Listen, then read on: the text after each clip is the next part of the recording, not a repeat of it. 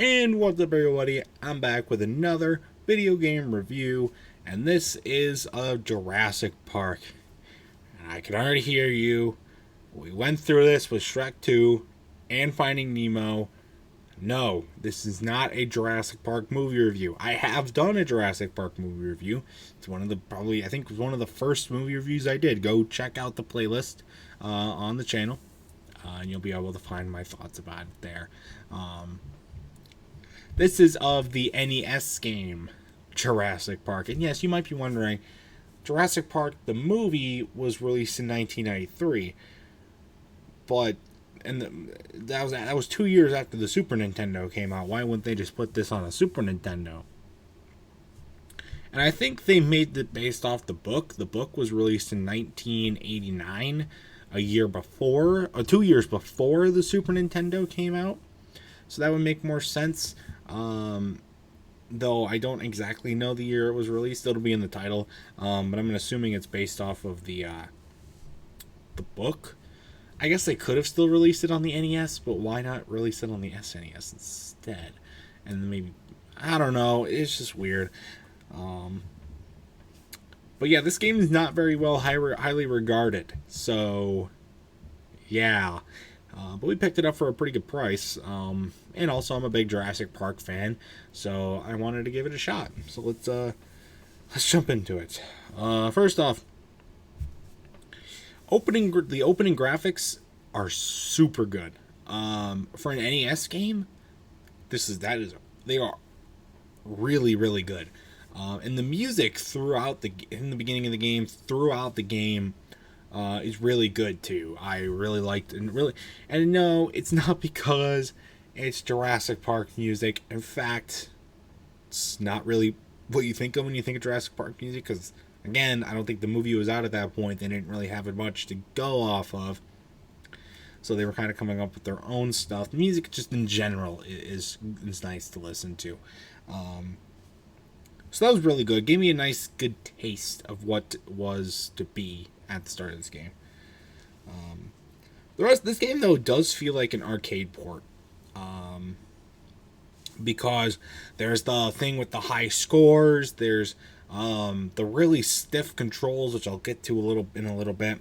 And there's where you sit on the main menu for too long, it previews part of the game, which arcade games do a lot. So that's what it made feel like an arcade port to me.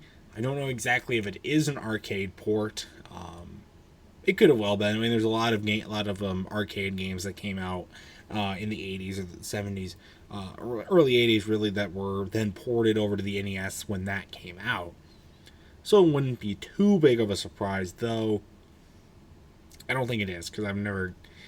The only Jurassic Park arcade game I know is the one where you sit in that car and you're shaking back and forth trying to shoot triceratopses and stuff. That's what I think of when I think of a Jurassic Park arcade game, and this is not it at all. So, let's talk about those controls, though. They are extremely stiff, especially with turning. And the way the enemies, there's so many enemies that can surround you so quickly. And they're not really easy to jump over. There's some that are too big to jump over, so you have to try and run around them. And they require very quick darts, simple, quick movements to really get around them. I don't know if it's just because the age of the NES or the age of this game, or the fact that it was actually not that made that well. I mean, the game's in good condition and it functions fine, so I'm assuming it's on the game's part. But my God, the controls, super stiff, really not fun to play. Which is another reason why I think it's an arcade game, because it feels like it was meant for a joystick, and I'm gonna call it a joystick. I don't remember it's actually called a joystick, but a joystick where you're flicking it like this and that. And that's what it feels like to me. The only way to kill the dinosaurs is by shooting them, and the ammo is really hard to come by. And when you even do get ammo, the gun is really hard to aim, because a lot of the times the dinosaurs will come in on a diagonal angle, or they'll pop out from behind you. And again, because of the stiff and slow responsive controls, it's really hard to turn around fast or even try to hit them on a diagonal platform. You only get a limited amount of ammo, and it's not really even a guarantee that one bullet's gonna even kill a dinosaur, even if it's a tiny ass little fucking compy. It's still not guaranteed that you're going to hit it. So you're better just to run away. But you mean you've got dinosaurs that pop out of literally every tree, every building, every rock, everything. Some of them just pop out and then come back in. Some of them pop out, shoot you, and then come back in. And then they pop. You can't, like, you have to kill them. Then they just respawn anyways. It just would have been nicer to have a little bit better of a way to shoot them. You know, like they do at Jurassic Park. Anyway, there's many points where I was just like kind of like walking around the level, and I was just randomly hit with the. I'm gonna sneeze again. I did this in the Celeste review. We were fine, and then I talked and I started sneezing. Give it a couple seconds. Okay, we're good. And I just be walking along, in the level, and I walk somewhere that has the indication that it's taking me to another area of the level. And then the invisible wall just stops me. It was really hard to figure out where to go, because the goal is to collect eggs, and you collect all the eggs, you move on. And I find all the eggs that I can find, and I'm running around looking for more, and every time I'm like, oh, maybe there's a few more on this side, or a few more little ways up here, a little bit ways down here. And the invisible wall just stops me, and I'm cornered by compies, and I die. And, yeah. Wonderful. Another thing that I'll talk about with dying real quick, you die, and then you get, like, start with 3 lives, and you die, and then you automatically get regenerated, and you start right where you left off. In most games, they start you at the beginning of the level when you die. And in this, and usually, I'd say, well, it's a good thing that you start off, pick up where you left off. This game, no, because you start right in the middle of a horde of dinosaurs that are chasing you, instead of starting you where there's no dinosaurs, so you can get your bearings behind you. Yay, that's fun. Fun game. Yeah. So I just touched on that. Speaking of, like, invisibleness, there's times where I'll walk under a tree, or I'll walk in an area that's covered by, like, shade or a tree or a building, whatnot, and I'll take damage. And I'll be like, what the fuck? Why did I just take damage? There's nothing. You die when you hit trees now? And no. I walk back out, and what's following me? A compy. Like, how the fuck am I supposed to see that there's a dinosaur under a tree that's literally covering the fucking 3 feet full of space? Couldn't there be a way to, like, indicate that there is if you're gonna put dinosaurs underneath trees, which I get it, you're gonna do that, that's fine. Have a way to indicate that there is going to be a dinosaur under there. Maybe have their head poke out a little bit underneath the tree. Maybe have a way, I don't know, or maybe don't let me walk underneath the tree, or have it pop out at me instead of me walking under the tree, taking bits of damage, and then realizing what the fuck is going on.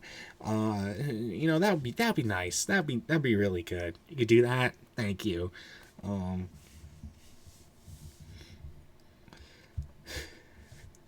Here's the funniest part to me about this game.